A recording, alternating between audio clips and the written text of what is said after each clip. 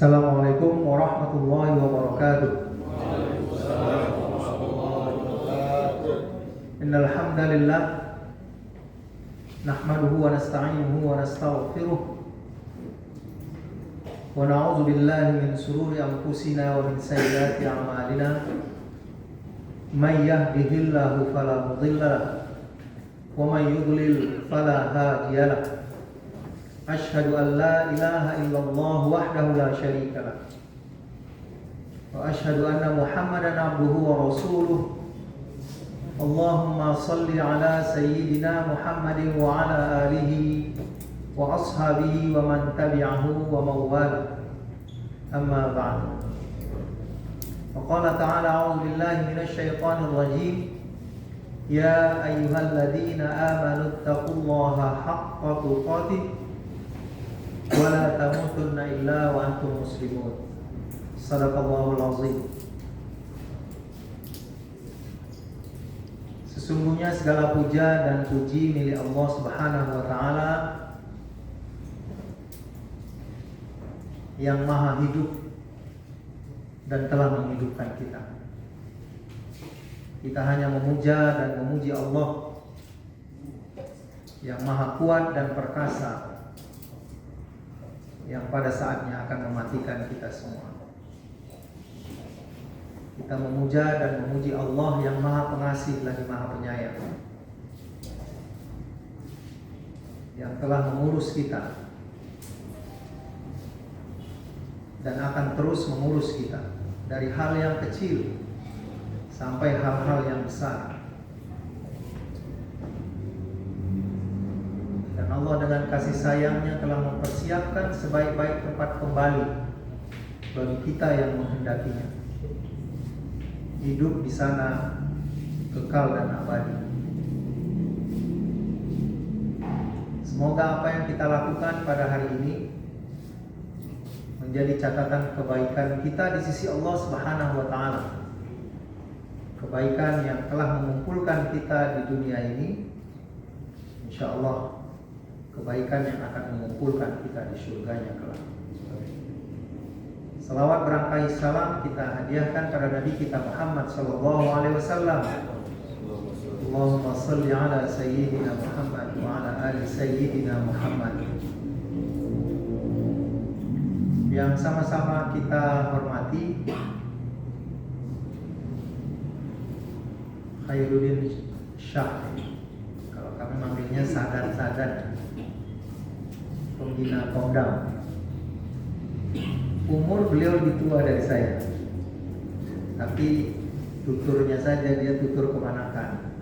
Dia selalu panggil saya Pak Cik. Saya agak risih manggilnya karena lebih tua dari saya, harus manggil nama.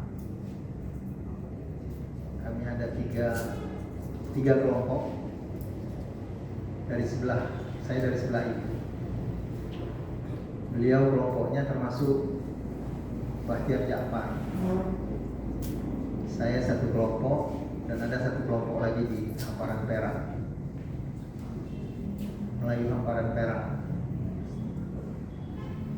Yang sama-sama kita hormati Ustaz Bukhari Al-Hatib, Ketua Komdam, serta seluruh jajaran pengurus, sekretaris, bendahara, para Ustaz Qori kita, Ustaz Awaluddin.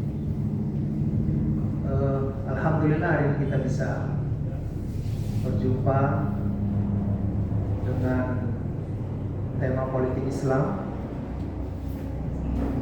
walaupun sesungguhnya sebagai seorang Muslim cara berpikir kita harus komprehensif, syumul, sempurna, bukan politik saja. Semua aspek diatur dalam ajaran Islam. Cuma hari ini temanya kita mungkin cerita politik Islam dulu. Insyaallah berikutnya kita bicarakan tema yang lain. Seberapa penting politik, ekonomi masing-masing mereka mengatakan mereka lah yang paling hebat. Ekonomi merasa ekonomi yang harus didahulukan. Politik merasa politik lah harus didahulukan. Tapi tanpa budaya ekonomi dan politik tidak akan bisa dibangun. Jadi budaya yang perlu dibangun lebih dahulu. Nanti kita selesaikan semua pertanyaan-pertanyaan itu, persoalan-persoalan itu dengan merujuk kepada Al-Quran dan As-Sunnah. Semuanya akan selesai kalau kita mau kembali merujuk kepada Al-Quran dan As-Sunnah, sebagaimana tadi disampaikan oleh pembina Komdam, bahwa tidak wujud persatuan di kalangan khususnya Melayu, apalagi umat Islam. Lalu mungkin karena kegelisahan itu lahirlah Komdam ini. Semoga semangatnya didasari dengan semangat persatuan.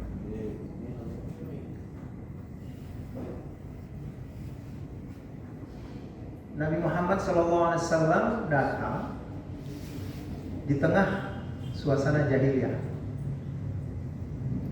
dan salah satu ciri jahiliyah itu adalah perpecahan.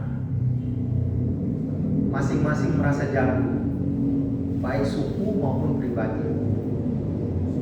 Nah, kalau memang tidak bisa selesai pakai cakap-cakap, angkat pedang, perang. Itulah salah satu ciri dari jahiliyah. Jadi bunuh-membunuh itu adalah sesuatu yang lumrah, yang lazim. Mungkin di kita sekarang juga seperti itu. Cuma bunuhnya tidak bunuh fisik, tapi bunuh karakter. Begitu hebatnya Agim misalnya, karena nikah lagi, lalu karakternya dibunuh dan selesai beliau, hilang aura keulamaannya. Pokoknya kalau nggak sur, kita selesaikan saja. Itu suasananya. Dan yang lain-lain, bukan soal terkait dengan muamalah yang buruk seperti itu, ekonomi juga, perlakuan pada perempuan, semua berada pada titik nadir, dan rasanya itu semua sudah terulang pada masa ini. Dan Nabi Muhammad SAW datang, alhamdulillah masalah itu bisa diselesaikan. Jadi selalu kita mengatakan dari alam yang gelap gulita menuju alam yang terang benderang. Gelap gulita jahiliyah, Nabi datang lalu menjadi terang benderang dan sampai kepada kita. Nah, ternyata nilai-nilai jahiliyah itu kembali lagi pada saat ini. Persoalannya Nabi Muhammad SAW sudah duluan menghadap Allah Subhanahu wa Ta'ala. Bagaimana kita menyelesaikan masalah ini? Al-ulama warasatul anbiya. Memang Nabi sudah tak ada lagi, tapi semua kerja-kerja para nabi itu diwarisi oleh para ulama. Kalaupun kita yang muda-muda ini belum menjadi ulama, paling tidak insya Allah nanti cita-citanya sebagai ulama akan tercapai sebentar lagi. Teruslah belajar sebagai dai muda Melayu, belajar Al-Quran dan Sunnah, insya Allah akan menjadi ulama. Ulama yang akan mewarisi kerja-kerja para nabi-nabi sebelumnya, yang bisa merubah suasana jahiliyah, suasana gelap, menjadi suasana terang benderang. Suasana turunnya rahmat Allah Subhanahu wa Ta'ala, bukan hujan saja maksudnya, tapi rahmat dalam arti luas. Wa ma arsalnaka illa rahmatan lil alamin. Nabi datang membawa Islam dan seluruh perangkatnya untuk rahmat bagi seluruh alam. Seluruh alam, semuanya yang ada di alam ini mendapat rahmat dengan wujudnya nilai-nilai Islam dalam kehidupan bermasyarakat, berbangsa, dan bernegara. Coba kita lihat sekarang, jangankan alam, umat Islamnya sendiri tidak mendapat rahmat. disamakan azan misalnya dengan gonggongan anjing saja, kita apa yang bisa kita buat? Tadi saya baca di WA, Ansor bikin surat, itu catat semua komen-komen orang yang menyudutkan, membuli Menteri Agama. Laporkan, mau kita tuntut. Sebentar lagi akan berkelahi ini orang-orang NU dengan Islam yang bukan NU. Itulah Islam sekarang. Jadi Islamnya bukan menjadi rahmat bagi kita, menjadi laknat. Kita sama kita berkelahi. Harusnya Islam itu menyatukan. Tapi faktanya sekarang kita sama kita berkelahi. Ansor itu Islam, NU itu Islam. Kalau ini sudahlah kan Komdam Islam. Jangan-jangan ada juga nih yang membuli, yang marah sama Yakub, nanti dilaporin sama Banser, akhirnya berkelahi kita sama kita. Itu yang terjadi selama ini. Kenapa? Ini menjadi beban. Kalau macam-macam saya ini pembina Komdam ini udah maghrib ya kan. Sebentar lagi Isya selesai, turun panggung. Antum-antum semua yang bakal nerusin. Tapi kondisi kita sekarang seperti ini. Islam itu marginal. Mau segi politik, ekonomi, budaya. Baru saja misalnya puncak kekalahan kita dari sisi budaya, diterimanya rancangan undang-undang penghapusan kekerasan seksual. Judulnya bagus, semua kita setuju, kekerasan seksual harus dihapuskan. Tapi di situ diseludupkan pasal-pasal secara implisit. LGBT boleh, lesbian, gay, biseksual dan transgender itu boleh, dan itu budaya barat. Karena yang dimaksud dengan kekerasan seksual itu adalah hubungan seksual yang ada pihak yang tidak rela. Hubungan seksual salah satu pihaknya tidak rela, itulah nama kekerasan seksual. Nggak disebut di situ laki-laki, nggak disebut di situ perempuan, nggak disebut di situ suami istri yang sah.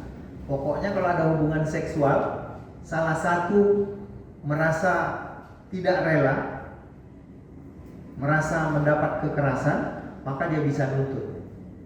Secara implisit artinya kalau dia rela berarti boleh. Nggak ada masalah kalau antum sama istri antum.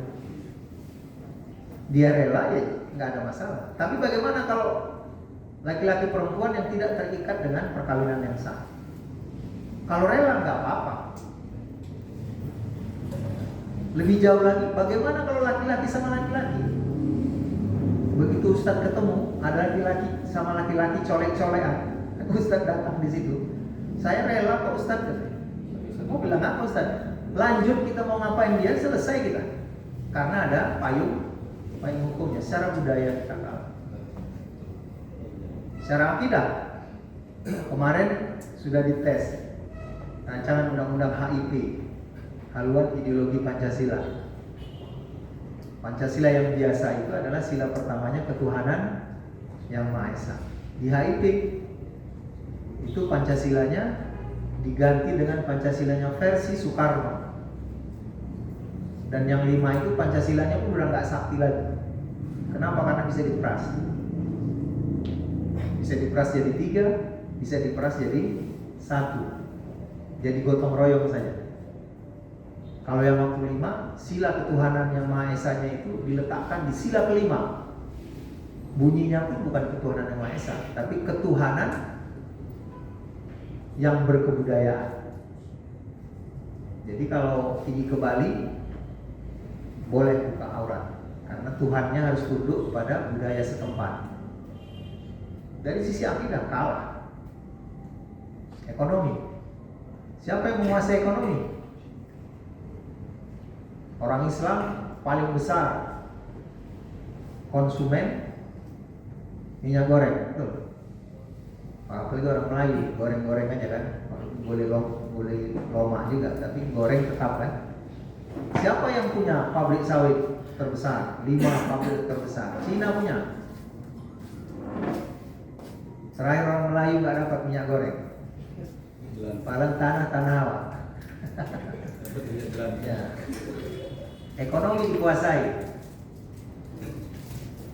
Berapa GDP kita? Gross Domestic Product kita. Indonesia 16.000 triliun setahun. Maksud GDP itu pengeluaran kita. Orang Indonesia ini semua dia belanja setahun 16.000 triliun. Siapa yang menikmati? Cina. Ya, kalau Alfamart yang menikmati belanja kemana Ustaz? Alfamart. Yang 16.000 triliun itu dibelanjakan. Dibelanjakan kemana? Ke mall. Ke mart. Siapa yang punya? Maka semuanya masuk orang itu yang menikmati. Jadi kalau orang Cina berobatnya ke luar negeri, rumah sakit mahal, ke Singapura, sekolahnya ke luar negeri. Kalaupun sekolah di sini Sutomo, sekolah yang paling hebat pula itu. Cina semua. Kenapa? Karena dia yang menikmati uang itu. Kalau kita sisa-sisanya aja, receh-recehnya saja. Jadi semua sisi kita ini lemah. Nah, cuma bagaimana memperbaikinya? Tentu dari sisi Ustadz beda ya pandangannya, dari sisi Nabi beda. Yang pertama tentu disentuh, kalau Nabi itu yang sentuh hati. Bagaimana memasukkan kalimat syahadatain ke hati umat manusia. Itu dimulai baru nanti wujud persatuan.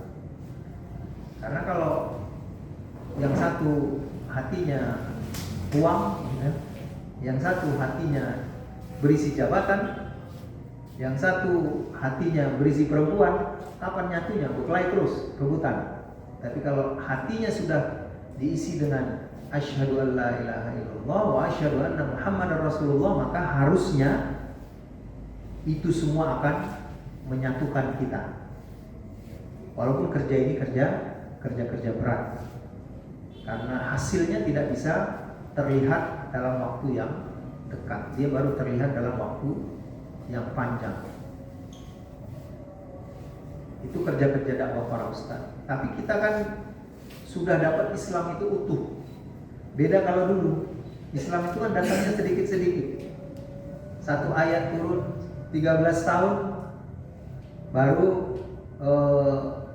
di Mekah 10 tahun, di Madinah baru tuntas Quran itu turun. Kalau sekarang kan Qurannya sudah utuh datang sama kita, dilengkapi lagi dengan hadis-hadis. Jadi kita bisa mengerjakannya secara simultan. Kalau dulu berurut-urut, 13 tahun pertama Nabi ceritanya cuma akidah saja, syariatnya belum muncul. Baru tahun ke-10, tahun ke-11 Isra Mi'raj baru turun syariat sholat. Sebelumnya sholatnya tidak seperti yang kita lakukan sekarang. Tapi kalau sekarang semua sudah utuh, komprehensif, maka kita bisa mengerjakannya secara simultan. Kerja-kerja dakwah menyentuh hati, menyampaikan syariat, kemudian juga masuk bahagian itu cerita politik, ekonomi, budaya, dan ketahanan pertahanan. Kita bekerjanya secara simultan. Tadi saya cerita ekonomi, di mana peran kita.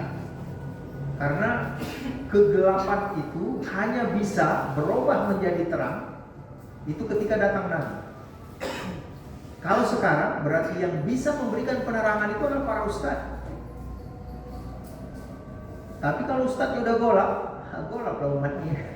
Apalagi kalau dari ustadznya sudah golap, ulamanya sudah su', maka rusaklah semua, gelaplah umat. Itu yang terjadi sekarang. Ulama-ulama su' yang muncul di permukaan.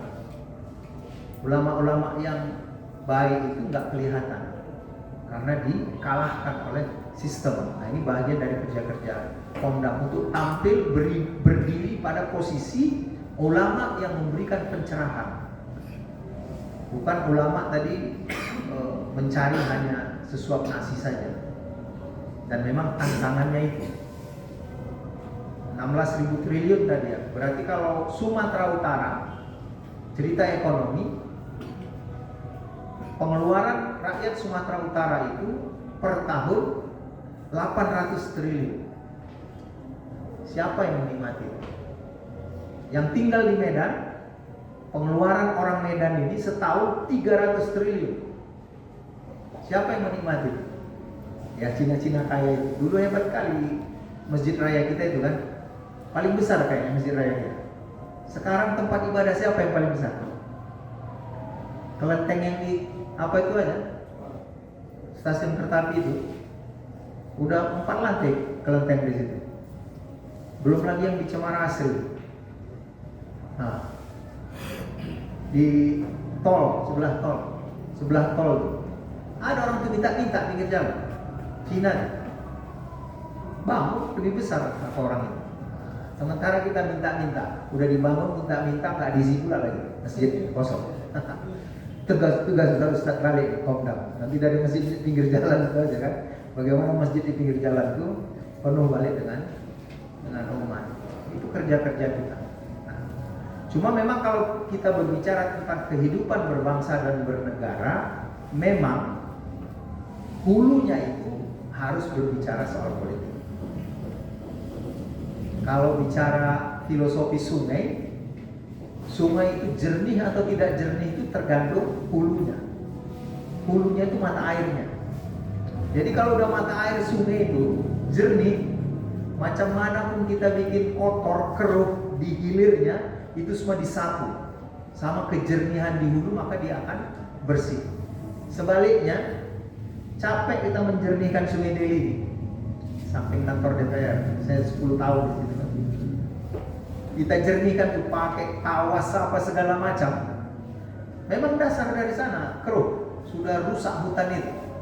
Awak jernihkan nggak sampai 1 jam keruh balik. Jadi semua tergantung kepada hulu. Nah begitu juga kehidupan berbangsa dan bernegara. Hulunya apa? Politik. Hulu kehidupan berbangsa dan bernegara itu politik, dan politik itu bermakna kekuasaan. Maka sekarang siapapun yang mau jadi pejabat tinggi, ada di sini yang punya harapan jadi pejabat tinggi. Itu kalau udah mau pidato, nggak bisa pidato macam biasa kayak gini, apalagi macam tadi, pakai bahasa Quran, pakai nggak bisa, nggak laku, langsung radikal. Jangan kasih jabatan, bukan dapat jabatan tinggi, jabatan yang ada hilang. Tapi kalau pandai, assalamualaikum, itu selamat siang, salam sejahtera, om santi, entah apalah, tante, pokoknya dibilangin semua. Kalau pandai bilang itu, ini bisa diangkat jadi pejabat. Itu politik. Makanya yang jadi itu nggak karena ada orang yang kuat Islamnya. Karena kalau kuat Islamnya, mana mau dia bilang pidato kayak gitu. Itulah hebatnya politik itu. Pelan aja, halus saja mainnya. Tapi secara pelan-pelan tersisih, terbuang orang-orang yang kuat agamanya. Karena nggak mampu dia bilang om santi segala macam. Siapa itu? Kalau memang si Santi yang dibilang anakku ada si Maimunah, terus anakku dibilang. Kenapa anak orang tak siapa itu? Begitulah pelannya politik itu. Dan di Quran, kalau inti politik kan sebenarnya kekuasaan. Dan kekuasaan itu pemimpin. Dan pemimpin itu di Quran intinya jangan pilih pemimpin yang kafir sebenarnya. Kalau cerita ekonomi intinya jangan riba. Kalau politik jangan pilih pemimpin kafir.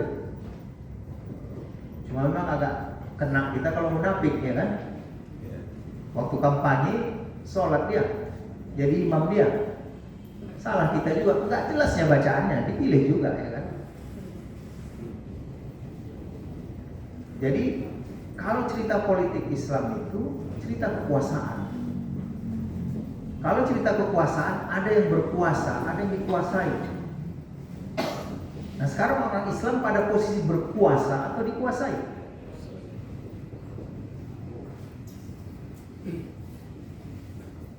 Dia kampanye jadi imam, bacaannya pun gak jelas, tapi semua orang terpesona, dipilih, menang dia. Ini menunjukkan dia ini Islam apa enggak? Karena kan kalau Islam kafir, tapi yang sulit kita menentukannya itu kan yang munafik. Karena mulutnya Islam, hatinya yang kafir. Sementara kita nggak tahu hati. Tapi kan Allah banyak cara untuk membukakan ini. Contoh sederhana, waktu kampanye dia jadi imam sholat, terpilih jadi presiden. Begitu jadi presiden, dikeluarkannya kepres, boleh bikin pabrik minuman keras. Ini Islam apa enggak? Islam apa setan? Minuman keras itu adalah minuman setan. Waktu kampanye jadi imam, sudah jadi presiden, dibolehkannya bikin pabrik minuman keras. Walaupun nanti orang Islam ribut, akhirnya dicabut balik kepres itu. Tapi lampirannya, bukan kepresnya. Besok-besok bisa dilampirkannya balik. Nah, ini orang yang macam ini kan Allah yang membuka. Ngakunya dia sebagai seorang Islam, tapi perilakunya perilaku setan. Kan itu udah jelas. Apa itu perlu penafsiran lagi? Ketuhanan yang Maha Esa dihilangkan menjadi gotong royong. Ini Islam apa tidak bertuhan? Atau PKI?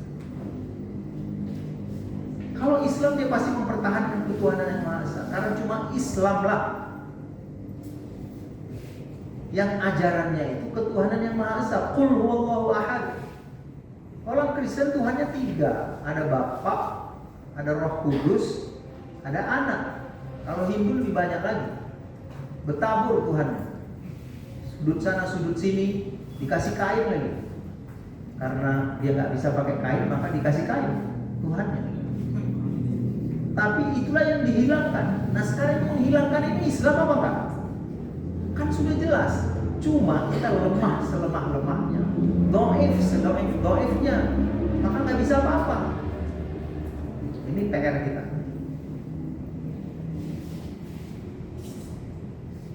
Maka politik itu harus diambil. Bagaimana caranya? Tugas para pewaris Nabi itulah memberikan pencerahan kepada umat. Karena umat kita ini umat NPWP, nomor piro, wani piro. Kita nggak bisa salahkan mereka. Syarat untuk demokrasi yang sehat itu harus 60-70% orangnya berpendidikan minimal SMA. Tapi Indonesia statistiknya itu 70% tamat SMP. Jadi makanya NPWP tadi itu laku. Makanya politisi dia nggak perlu datang sama masyarakat. Dia hanya perlu datang ketika nanti waktu kampanye 5 tahun sekali. Kenapa? Karena dia tahu karakter rakyat yang tidak berpendidikan. Tugas siapa menyadarkan itu? Para ustadz. Orang yang tidak berpendidikan akhirnya mudah lupa kan. Macam manapun buruknya partai itu, kelakuan politisi itu, begitu dia datang bawa 100.000, bawa gambar Soekarno-Hatta, maka dia merdeka. Dengan 100.000 dia merdeka. Itu akan terus berulang. Maka ini tugas-tugas kerja kita bagaimana politik Islam itu wujud. Dan ini bukan kerja yang main-main, dan dia memerlukan waktu yang panjang berkesinambungan. Boleh jadi generasi saya tidak selesai, akan dilanjutkan generasi berikutnya. Tidak selesai dilanjutkan lagi generasi berikutnya. Karena ini kan sesungguhnya pertarungan antara yang hak dan yang batil. Dan para asatidz semua adalah orang-orang yang berdiri pada posisi al-haq. Sekarang yang batil yang menguasai. Apapun yang mau dia bikin sekarang jadi. Indonesia mayoritas umat Islam, tapi sistem ekonominya ribawi. Bagaimana umat Islam bisa jadi orang kaya? Bagaimana ekonomi umat Islam bisa maju? Karena pakai sistem ribawi. Yang itu jelas-jelas diharamkan oleh Allah, dilarang oleh Allah, sampai-sampai Allah menegaskan orang-orang yang tidak mau meninggalkan perbuatan ribanya, sisa-sisa ribanya, fa illam taf'alu fa'zanu biharbin minallahi wa rasulih. Jadi posisi orang Indonesia, orang Islam Indonesia ini sekarang pada posisi berperang dengan Allah dan Rasulnya. Mungkin nggak kita menang? Ini posisi ekonomi kita sekarang. Fa illam taf'alu fa'zanu biharbin minallahi wa rasulih. Kita berperang pada Allah dan Rasul karena sistem ekonomi kita ribawi. Makanya yang kaya itu orang Cina. Orang Islam nggak mungkin kaya. Kenapa? Karena bertentangan dengan nilai-nilai dasar Islam. Begitu juga politik. Maka dibilang politik tadi seperti dikatakan, politik itu kotor. Karena politik itu kotor, ustadz-ustadz jangan ikut politik, nanti ikut kotor lagi. Maka ustadz banyak tak ikut berpolitik. Akhirnya yang berpolitik itu hanya orang-orang kotor saja. Maka politik kita kotor. Mati kita umat Islam pijak-pijak orang. Karena orang kotor di situ, orang bersih menjauh. Kenapa? Dibilang orang itu kotor pula katanya. Tak ikutlah politik. Kalau suruh politik macam mana ustadz? Dicalekkan ya, mana bisa menang, tak ada duit, nah, udah Tuhan pula, udah duit pula jadi Tuhan, ya kan? Begitulah rusaknya sudah suasana zaman sekarang. Maka perlu pencerahan, ini tugas para ustadz. Bagaimana pentingnya politik itu, karena disitulah hulunya semua. Ini gak ada yang sadar bahwa pajak sekarang sudah naik. Mau bilang apa? Karena hulunya mengatakan kekuasaan itu membilangkan pajak naik. Berapa materai sekarang? 10.000. Sebelumnya 6.000, 3.000, 6.000 ya. Setuju naik 10.000. Membilang tak setuju tak berani. Setuju tak setuju lah. Kalau mau ada transaksi pakai yang 10.000. PKS sendiri yang nolak waktu itu. Yang lain setuju, partai-partai yang lain setuju semua. Para rakyat sedang didera dengan pandemi, sedang susah rakyat itu, dinaikkan materai. Cuma karena terpaksa rakyat itu jalan terus. Sekarang pajak naik, PPN naik, balik lagi. Cuma PKS juga yang tak setuju. 8 partai lain setuju. Ya, kalah. Siapa yang kena pajak? Yang naik itu, yang paling banyak kena pajak umat Islam. Kenapa? Karena ini paling banyak di negara ini. Kalau yang orang kaya, orang Cina itu kena pajak dia kena, tapi nipu dia. Pajaknya 10, bayarnya setengah. Nah, makanya nggak peduli. Kalau awak berani bawa penipu pajak, langsunglah ya akan disita rumah, nanti dibawa ke pengadilan. Jadi suasana kita karena politik Islam itu tidak wujud, maka akhirnya hulu yang keruh itu membuat sampai ke bawah umat Islam ini termarginalkan. Nggak tahu nanti Ustadz rajin nggak tuh? Coba dicek di USU. Kristen Islam mana lebih banyak diterima di situ? Itu subsidi dari negara, uangnya dari negara. Tapi yang lebih banyak menikmati bukan orang Islam. Terus mau bilang apa? Semuanya akan terjadi seperti itu. Karena di hulunya tidak dikuasai Islam, maka kita orang-orang kalah. Nasibnya nasib orang kalah. Kalau zaman dulu lebih ngeri. Siapa kalah jadi budak, ya kan? Kalau sekarang tak kalah sampai jadi budak. Cuma perasaan awak macam jadi budak di negara ini, ya kan? Bayangkan itu yang dilaga itu Menteri Agama yang Islam dengan kita yang Islam. Mau dilawan dia Islam juga, tak dilawan hati awak, sudah rasanya mau pecah. Dan ini akan terus, para ustadz sekalian, nggak berhenti, ini kan nggak berhenti dari dulu.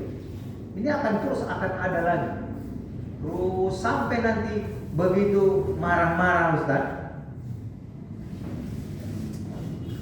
kena undang-undang ITE, tangkapkan. Seberapa hebat kita di sini? Maksudnya kalau berani semua. Tapi kehebatannya ada yang sehebat Habib Rizik sih. Jutaan mengikut. Selesai masuk sekarang, apa ada cerita? Apalagi apa? Salah-salah tulis di WA, bulan masuk. Itulah Islam. Kalau orang Kristen, pendeta Kristen, tokoh Kristen ada masuk? Enggak ada. Jadi makanya kita harus mulai sekarang berpikir, banyak diskusi bagaimana untuk mewujudkan politik Islam. Dan itu jalan-jalan yang penuh dengan pengorbanan.